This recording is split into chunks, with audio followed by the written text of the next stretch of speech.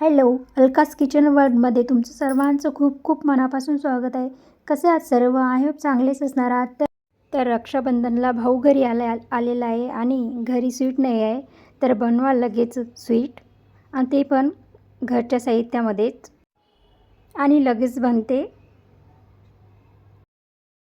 त्यासाठी लागणारे साहित्य: 2 वाटी बेसन घेतलेले आहे मी, आणि 1 वाटी रवा घेतलेला आहे. चाळून घ्यायचा आणि ते मंद आचेवर कढईमध्ये असं भाजून घ्यायचं आहे. भाजल्यानंतर त्याच्यामध्ये 1 वाटी मी तूप घेतलेलं आहे. तर असं थोडं थोडं करून मी ते तूप सर्व वापरणार आहे इथं.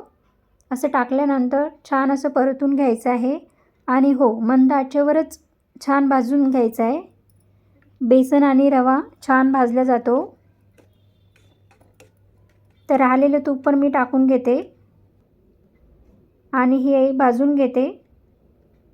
बघा, त्याला तूप पण सुटलेलं आहे छान.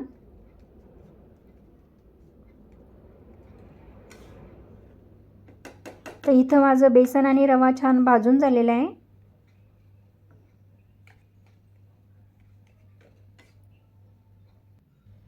तर याच्यामध्ये 1 वाटी साखर, जी मिक्सरमधून मी बारीक करून घेतली, ते टाकायचं आहे.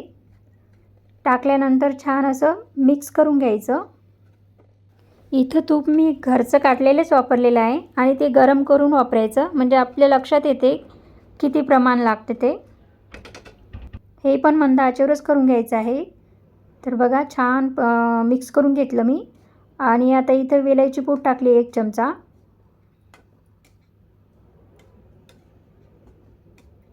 ते पण व्यवस्थित फिरून घ्यायचं आहे.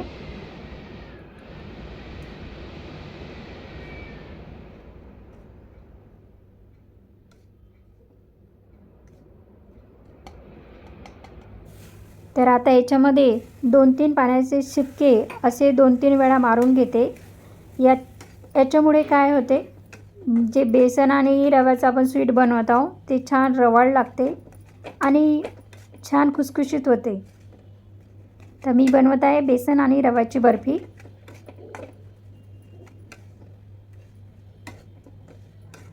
असं अधूनमधून पाणी टाकल्यानंतर ते छान खुसखुशीत होते, ठिसूळ होते बर्फी. तर बघा, इथं परत मी 2-3 वेळा शिपके असे पाण्याचे टाकून घेतले.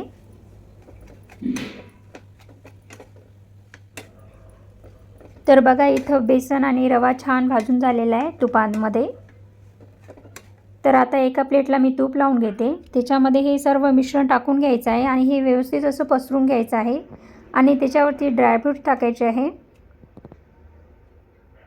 मी इथं पिस्ता आणि बदाम वापरलेला आहे बारीक करून. तर ते असे पसरून घ्यायचं आहे, आणि हे थंड होण्यासाठी ठेवायचं आहे.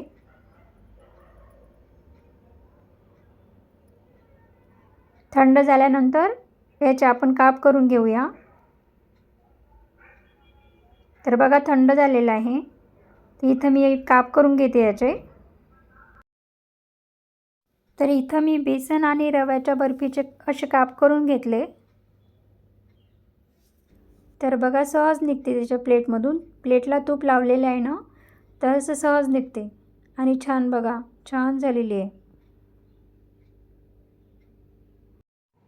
चला तर मग बनवा या रक्षाबंधनला तुम्ही पण बेसन आणि रव्याची बर्फी. बघा, छान ठिसूळ झालेली आहे.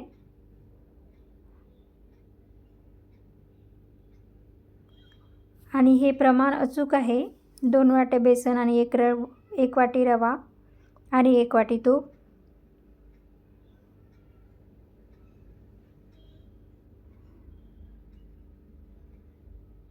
तर तुम्हाला आजची ही रेसिपी कशी वाटली नक्की लाईक करा, शेअर करा, आणि कमेंट करून सांगा.